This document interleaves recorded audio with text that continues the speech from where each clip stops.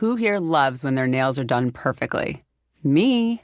I'm Sarah Gibson Tuttle, and I started Olive in June because let's be real, we all deserve to have gorgeous nails, but who wants to spend a fortune or half their day at the nail salon? That's why I created the Gel Mani system, so you can have that salon-quality gel manicure right at home. And guess what? The best part, each mani only costs $2. Yep, you heard me, $2. No more $60, $70, $80 salon trips that eat up your day. Now you can paint your nails whenever you want, wherever you want, and trust me, you're going to be obsessed with your nails, and everyone is going to ask you where you got them done. And here's a little something extra. Head over to oliveinjune.com and get 20% off your first Gel Mani system with code DIYGEL20. That's code DIYGEL20 for 20% off your first Mani system at oliveinjune.com/DIYGEL20.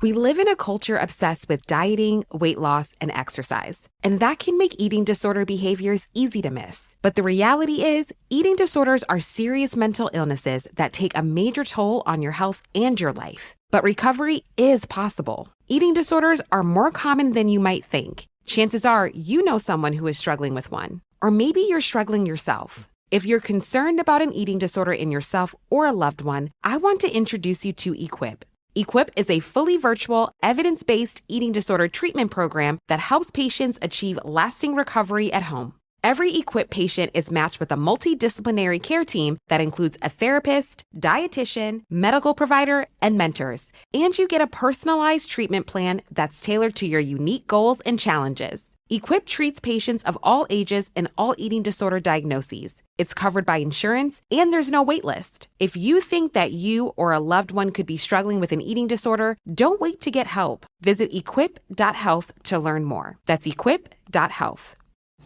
Hi, this is Matt from P1 with Matt and Tommy, and this episode is sponsored by eBay. The cars you'll find on eBay are just different. They come with a story that you can't wait to share. Like this 1973 Dodge Charger on eBay that's been tucked away in an Arizona barn for over 40 years, only 55,000 miles, and somehow in great running order. It even has a rare sunroof. Suddenly, a car that was hidden for decades is being delivered in just a few clicks with eBay's secure purchase. All the paperwork handled. There are thousands of cars on eBay, from unique finds like the Pontiac Grand Prix SJ to daily drivers, and now with a new way to buy them. eBay. Things people love.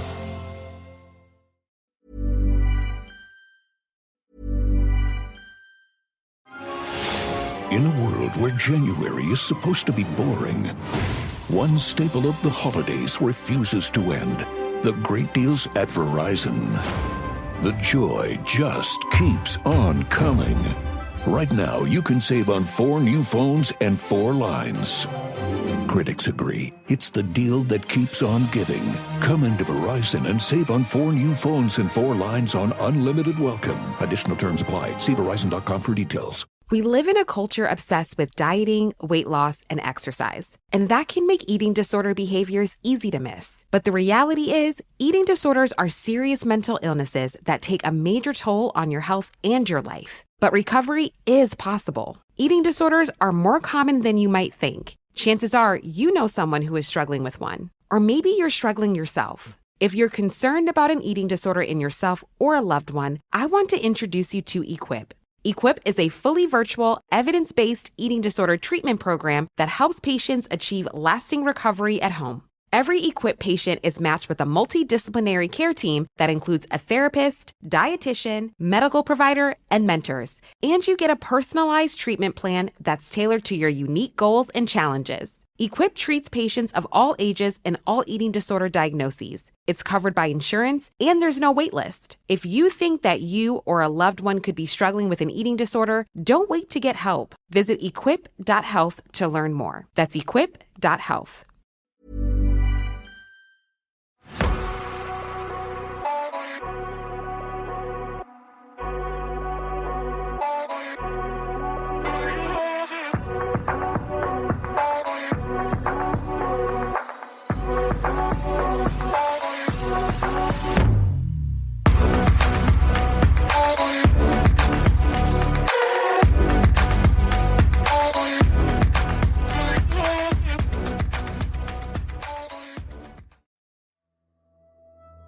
Hello, I'm Sarah, and welcome to the Whispering Woods After Dark. I've got a really interesting story. I really enjoyed researching this story because I just really want to know what went on, what happened. Right, I'll get straight into it. Are you ready for the story?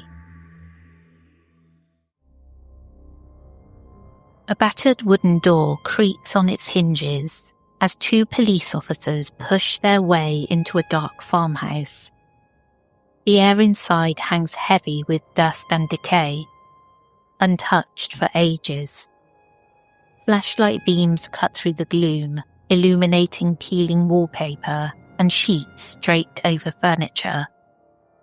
The officers move cautiously, responding to a series of silent 911 calls that led them here. No voices, just dead air on the line. But someone dialed for help. They sweep the hall and peek into a kitchen layered in cobwebs. No sign of life. With each step deeper into the house, the silence presses in.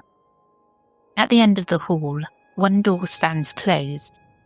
An officer leans in and gently turns the knob. It's locked.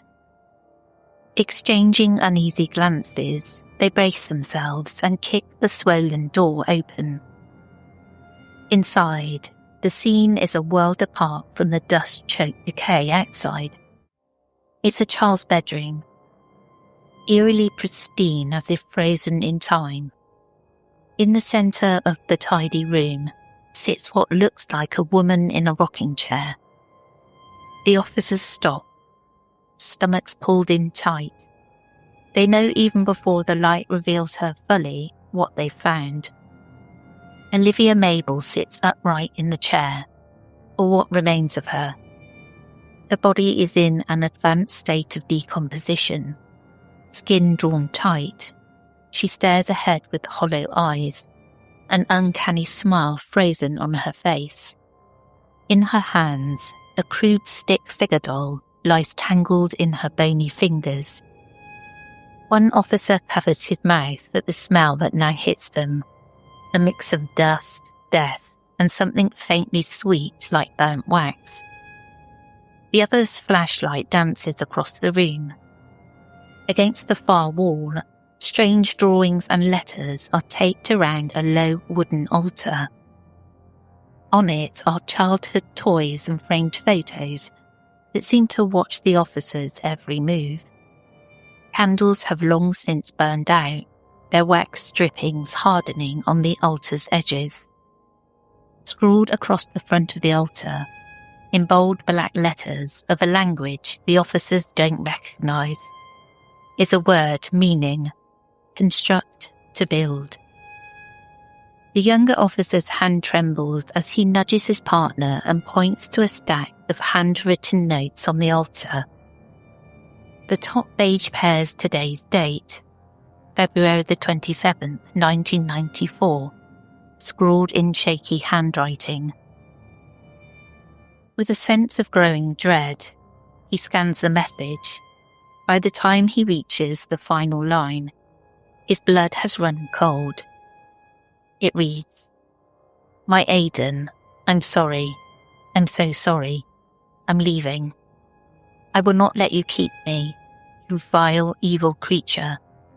Mummy's coming for you, Aiden, my sweet Aiden. Mummy loves you." The officer's heart pounds in his chest. He shines his light once more on Olivia's withered face. That uneasy smile, is it a smirk? For a split second, he feels an overwhelming sense that something else is in the room. Looming just behind him, he spins around, gun drawn. But there's only empty darkness. The rocking chair creaks once, making them both jump.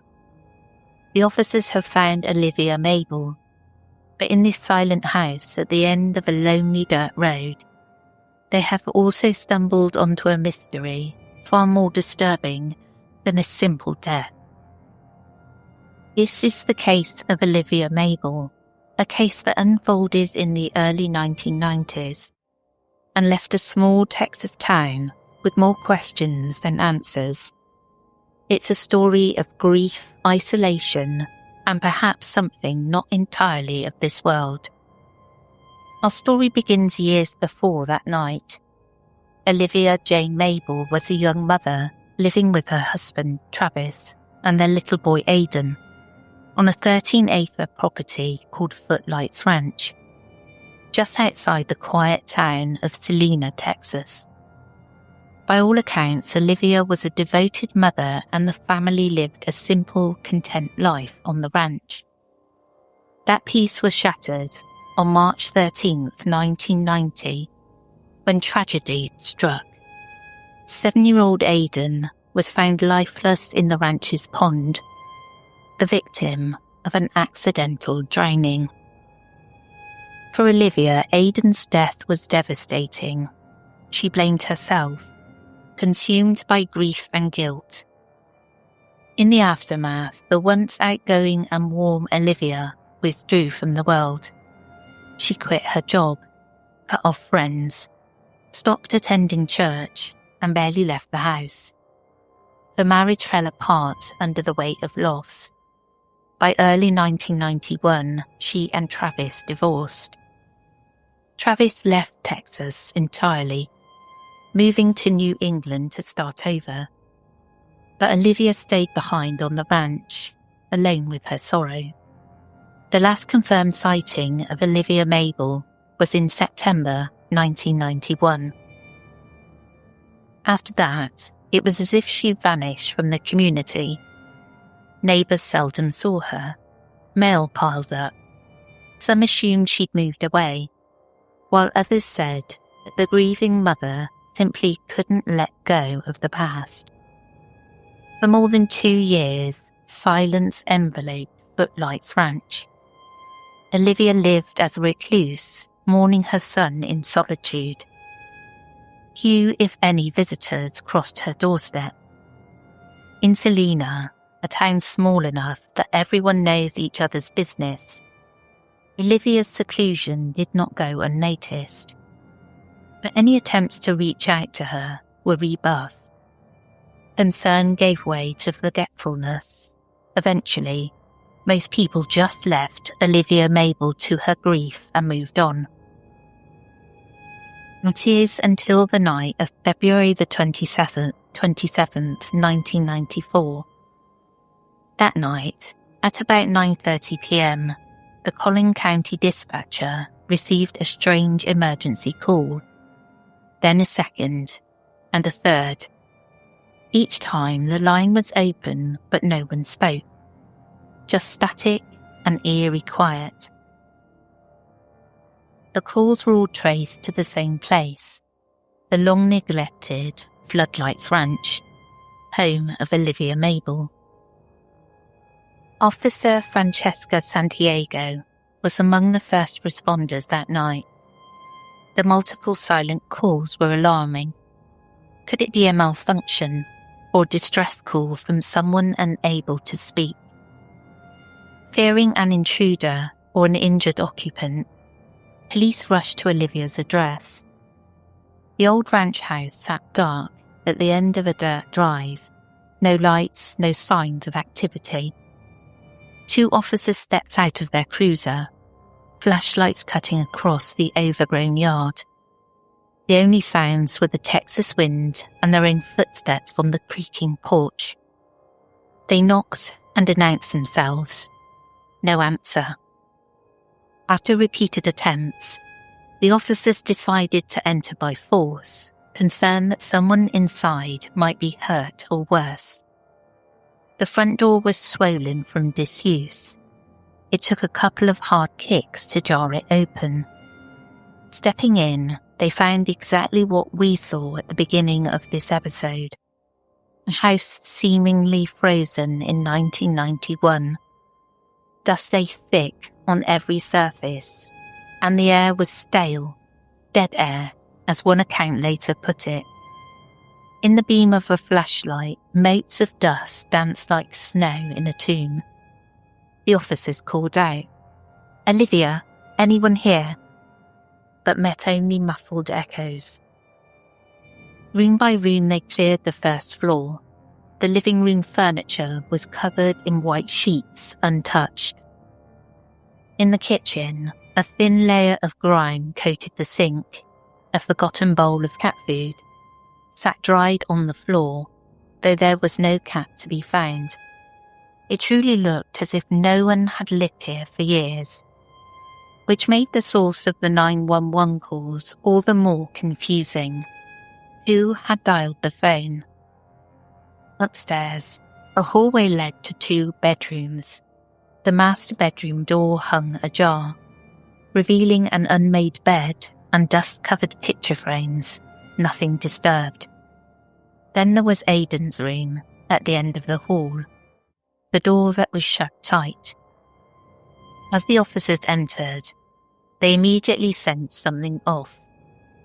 Unlike the rest of the home, this room was immaculate. The hardwood floor had been recently swept. The bed was neatly made with brightly coloured children's sheets. Shelves held stuffed animals arranged with care. It was a shrine to a lost child, preserved exactly as it might have been when Aidan was alive. And there was Olivia Mabel. She sat in a rocking chair in the centre of the room, dressed in a nightgown and slippers. At first glance, one might have thought she was simply waiting, perhaps dozing. A closer look shattered that illusion. Olivia's body was badly decomposed, suggesting she had been dead for quite some time, likely several months.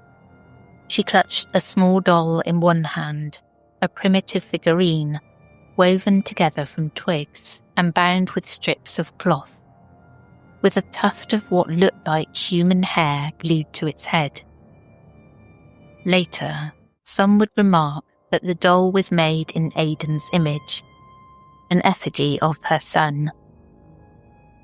One of the officers gently checked for a pulse he knew he wouldn't find.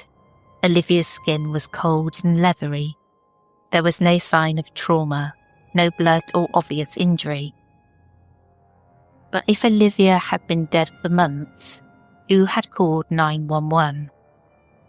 Both officers felt a chill, the hairs on their arms standing up. Something about the room itself felt charged. In the words of Officer Santiago, "When I walked in that room, I felt a strong, angry presence looming over me.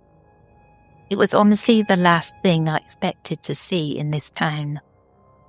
Santiago, who had relatives familiar with occult practices, later said she recognized the setup immediately. Something not Christian, something ritualistic. Their attention turned to the far wall, where an altar-like arrangement commanded the room, in contrast to the sterile emptiness of the rest of the house. This altar was overflowing with personal items and strange symbols. It appeared Olivia had poured all of her remaining life into this shrine. The altar was actually an old wooden toy chest or trunk, draped with one of Aidan's child-sized bedsheets. On it, carefully placed, were the treasured artifacts of a lost boy's life. A framed photograph of Aidan, smiling in happier times. Several hand-drawn pictures of Aidan, crayon family portraits, stick figures labelled Mummy and Me. A pile of handwritten letters, dozens of pages, all addressed to Aidan in Olivia's neat cursive handwriting. Aidan's little baseball glove, a teddy bear missing an eye, and a tiny pair of children's shoes, presumably Aidan's belongings. An urn containing ashes, perhaps of a pet, or symbolic ashes for ritual. Its significance was unclear. Burnt down candles and withered flowers, suggesting some kind of vigil or prayer had been held here often. Surrounding the altar on the wall were tape drawings of religious and occult significance. most were childish sketches, Aidan's drawings from school, intermingled with more disturbing imagery, symbols that appeared pagan or mystical. And across the front of the altar, drawn in bold black paint, were several words in an ornate script. Investigators later identified the language as a mix of Tibetan and Sanskrit, and the words translated roughly to construct or to build. As the officers took in this scene, one of them noticed a letter separate from the rest, placed prominently at the centre of the altar, beneath the framed photo of Aidan. This letter looked new. The paper was clean, not yellowed like some others, and the ink was crisp. The letter was dated 27th of February 1994, that very day. With shaky hands, the officer lifted the page and read Olivia's final message to her son. The same message you heard at the beginning. My Aidan, I'm sorry. I'm so sorry. I will not let you keep me, you vile, evil creature. Mummy's coming for you, Aidan. Mummy loves you. The wording was jarring, unlike the loving, grief-stricken tone of her earlier letters. Who was the vile, evil creature Olivia referred to? Why did she write I'm leaving on the day of her apparent discovery? The officers could only exchange troubled looks. Nothing about this scene made logical sense. Police later sealed off the property and conducted a thorough investigation. They estimated Olivia Mabel had likely died weeks, if not months earlier, possibly late 1993 or early 1994. The state of her remains suggested a prolonged period before discovery. The cause of death was not immediately evident. There were no injuries, and toxicology was inconclusive, given the condition of the body. Some speculated she might have starved herself or succumbed to dehydration during a ritualistic fast. Others wondered if a heart attack or other natural cause struck her during one of her vigils at the altar. But two things deeply disturbed the investigators on scene: the letter's fresh date and the fact that someone called 911 from the house with no living occupants. The local police chief would later tell reporters that the working theory was that Olivia had post-dated the letter, perhaps intending it as a farewell written sometime before her death, to be delivered cosmically on that date. As for the silent phone calls, one idea was that phone lines can sometimes short-circuit or auto-dial in rare electrical surges. Maybe it was a coincidence, a freak glitch that summoned help to the home just in time to find her body. Officially, the case was logged as an unsolved death. Foul play was considered. Could someone have been in the house with her? Could the evil creature have been a real person, an abuser or intruder who forced Olivia to isolate? But there was no sign of forced entry besides the police. Travis, the ex-husband, was in another state with a new family by then, and Olivia had scarcely any acquaintances left. In the end, no suspect and no clear cause could be determined. The authorities had a dead body, a room filled with occult items, and mysteries they simply couldn't explain. As investigators dug into Olivia's background to make sense of the bizarre evidence, they consulted experts on the symbols and languages found in the altar room. The writing on the altar, as said, translated to construct or to build.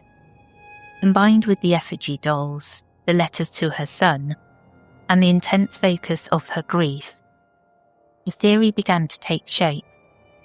Olivia may have been attempting to create something specifically some kind of entity born from her own desperate thoughts. Locals who learned of the strange shrine began saying that Olivia Mabel had tried to conjure or manifest her son back into the world. From the outside, it looked like Olivia had begun practicing dark occult rituals driven by grief.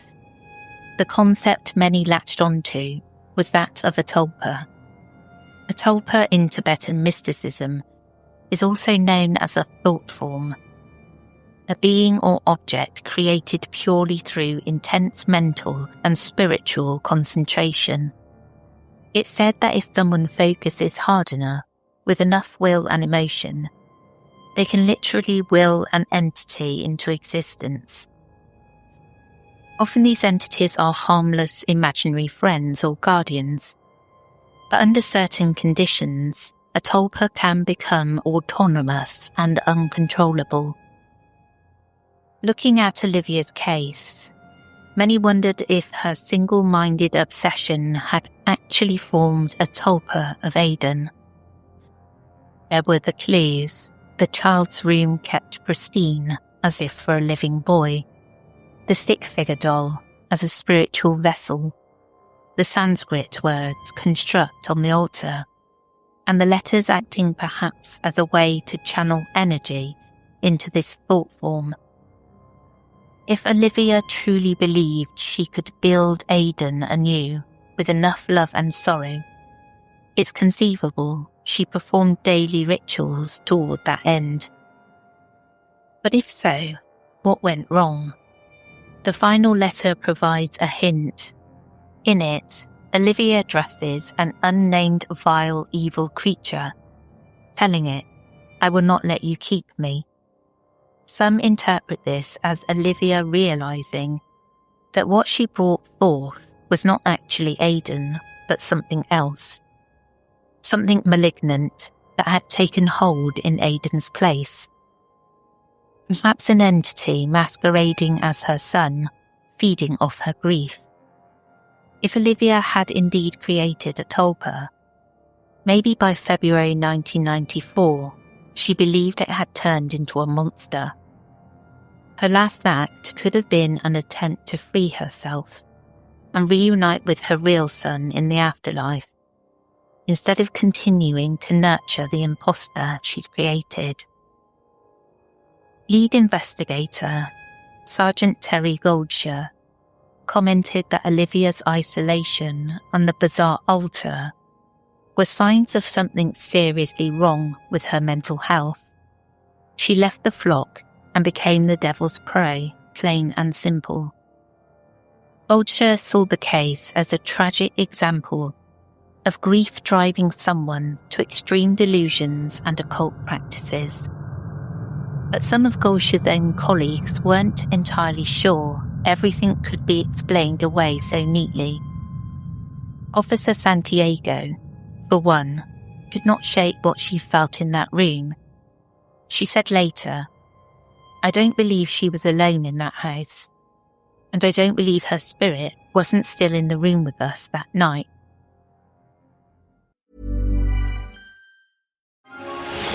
In a world where January is supposed to be boring, one staple of the holidays refuses to end. The great deals at Verizon. The joy just keeps on coming. Right now, you can save on 4 new phones and 4 lines. Critics agree it's the deal that keeps on giving.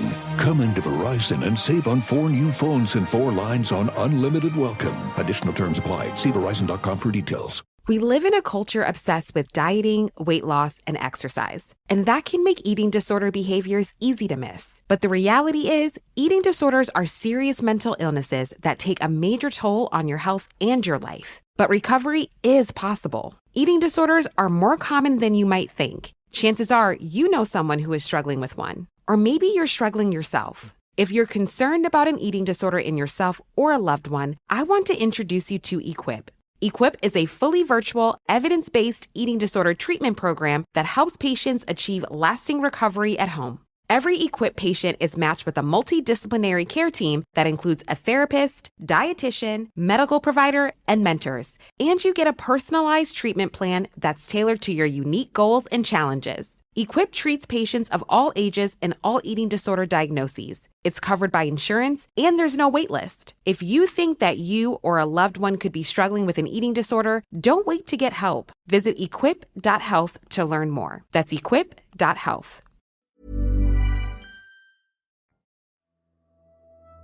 This reminds me of a couple of films, and no, I am not going to remember the names of them. One is about something about being on the other side of a door, and the other is about a song that brings back a dead child.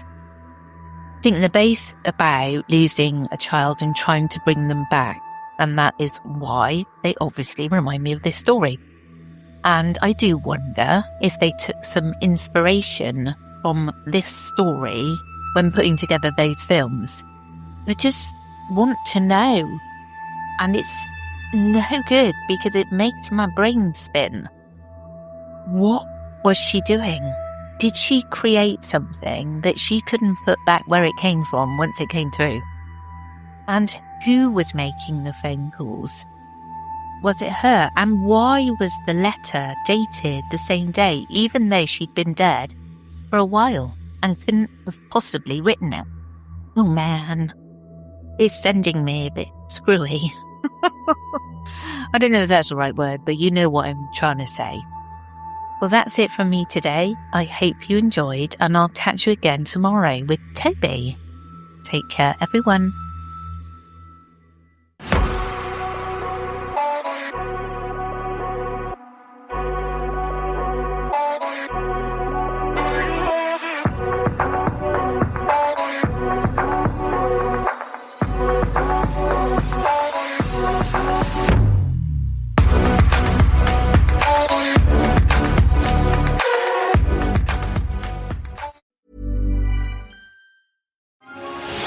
In a world where January is supposed to be boring, one staple of the holidays refuses to end. The great deals at Verizon. The joy just keeps on coming. Right now, you can save on 4 new phones and 4 lines. Critics agree it's the deal that keeps on giving. Come into Verizon and save on 4 new phones and 4 lines on unlimited welcome. Additional terms apply. See Verizon.com for details. If you're an HVAC technician and a call comes in, Grainger knows that you need a partner that helps you find the right product, fast and hassle-free. And you know that when the first problem of the day is a clanking blower motor, there's no need to break a sweat. With Grainger's easy-to-use website and product details, you're confident you'll soon have everything humming right along. Call 1-800-GRAINGER, click Grainger.com, or just stop by. Grainger, for the ones who get it done. Hey, this is Paige from Giggly Squad. We all have way too many subscriptions and bills and no good way to manage or track all of them. But now we have Experian. It's the best place to manage your finances because you can connect all of your accounts in one place, track all your spending, and you can let Experian do the work of finding ways to save you money. January is the perfect time to get your finances in order. It's the perfect New Year resolution. Let your big financial friend Experian do the work for you. So get started today with the Experian app now. The stories told on the Whispering Woods are inspired by historical records, witness reports, and local folklore. While every effort is made to research and represent events accurately, some details, names, and locations may differ from official accounts or have been changed out of respect for those involved. These episodes are created for storytelling and entertainment purposes and should not be considered definitive fact or investigative journalism.